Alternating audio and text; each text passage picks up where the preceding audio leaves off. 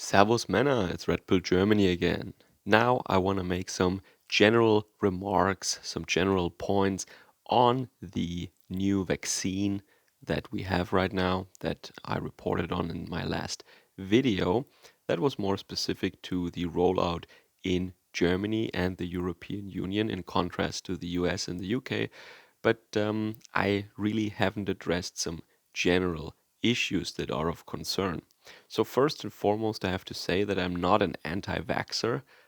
I was vaccinated as a child against the common stuff, and yeah, I think I'm not against that practice in general. And as we know, these vaccines that are normally in use, they have been developed over a very long time, and they have been tested for over a decade generally. And so the risk is very small, I would say, especially if millions of people are getting it every year and you have a lot of data on side effects. And also, when it has been used for a long time already, you have some data on long-term effects also. And then it is not just the risk part, it is also the benefit part that is of concern. And I haven't really talked about yet at all. And here it has to be said that some things are known and some things just aren't known yet. For example, when it comes to children and pregnant women, I think there is just no data on that because they have been excluded from the trials. So that doesn't mean that it is dangerous for them necessarily, just that it is not advised or used yet because there is no data on it yet. The same can be said about long-term effects fundamentally because there is no long-term data, period. Yeah? And the other very important thing is the question, what does the vaccine even do? What is the effect? The only effect, we always hear like, oh, the BioNTech Pfizer product has 95% effectiveness. What does that mean? That just means that compared to a control group that got a placebo, the 95% less people developed symptoms. Yeah, so that that means that you yourself, you don't get the symptoms. You will not have severe symptoms when you are infected. It doesn't mean, however, and this is also an unclear point, it doesn't mean that you yourself cannot transmit the disease still. So that this is why they all say, oh, even if everybody's vaccinated, we will probably still need the masks and the social distancing and maybe even lockdowns.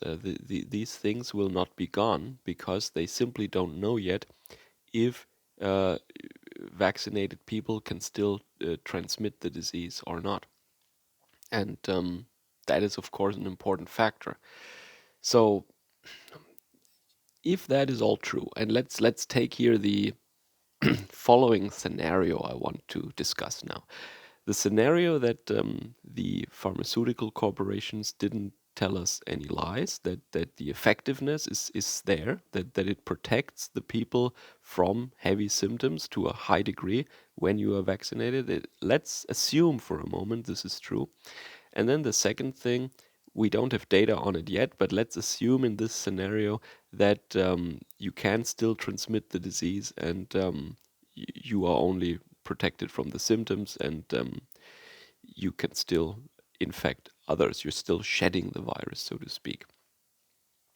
So what point does it have then to get vaccinated in the first place? The only scenario in which then, in this scenario here, the only reason to get vaccinated then, I would say, is if you yourself are in a risk group. So if you're really old or if you have heart problems or something like that. So if you fear that you personally yourself would suffer very, very severe symptoms and maybe life-threatening if you catch the disease.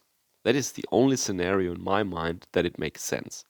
Um, if you are young and healthy and if you don't fall under the category of a risk group, it doesn't make any sense to get vaccinated then, I would think, because that would mean that you could still transmit the disease, you could still become a multiplier, and you probably wouldn't have any fatal or severe outcomes for yourself to fear. But you face all the uncertainties and all the risks that every medication necessarily has.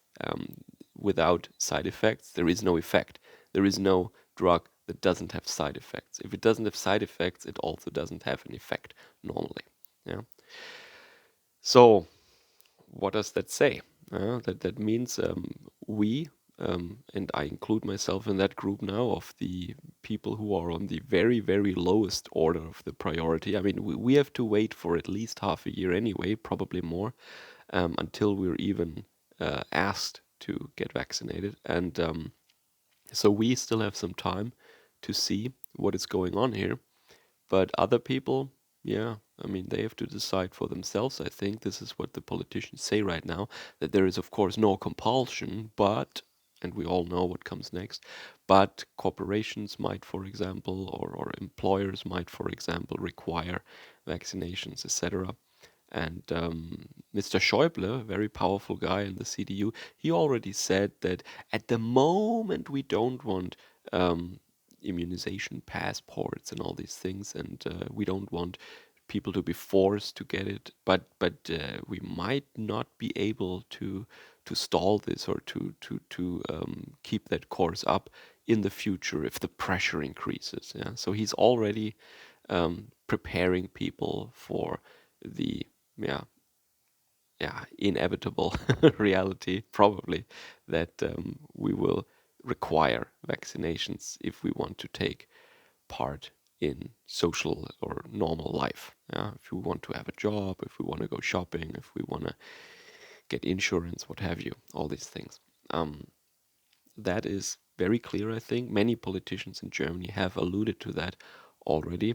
But it is also interesting that while in the US, for example, politicians are getting the shot in front of cameras, in order to advertise for this. And Germany, the federal government, they said, no, we want to wait because we don't want to be, getting ahead or jumping ahead in the line. We don't want to cut in line. We want to wait in solidarity because objective priority standards should apply. And just because we are politicians doesn't mean that we're more important. Yeah. So that's also, well, you can interpret that in two ways, of course. You can say, oh yeah, they're so selfless. They're letting all the old people in retirement homes go first.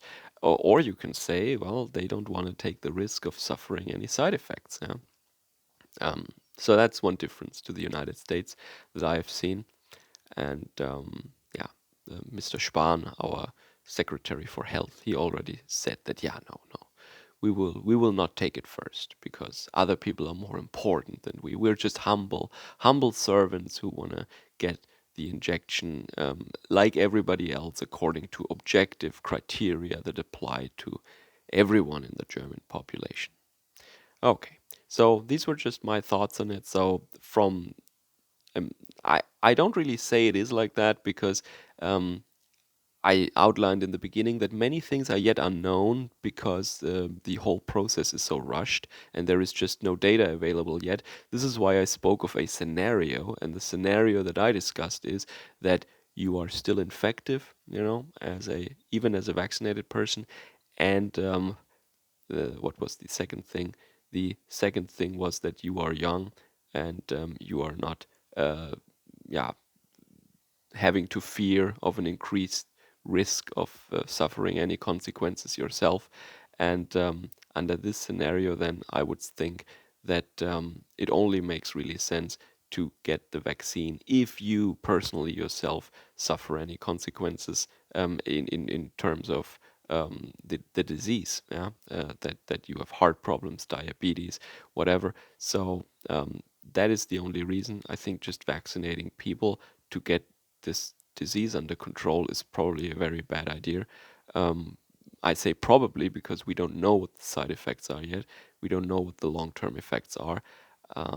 But I think a young and healthy person who then still could infect other people, that doesn't make any. I don't see any point in that then. Okay. So I will, of course, not get this vaccine if at all possible. And by the way, I'm not in line yet, so I'm not a risk group, so I still have a lot of time.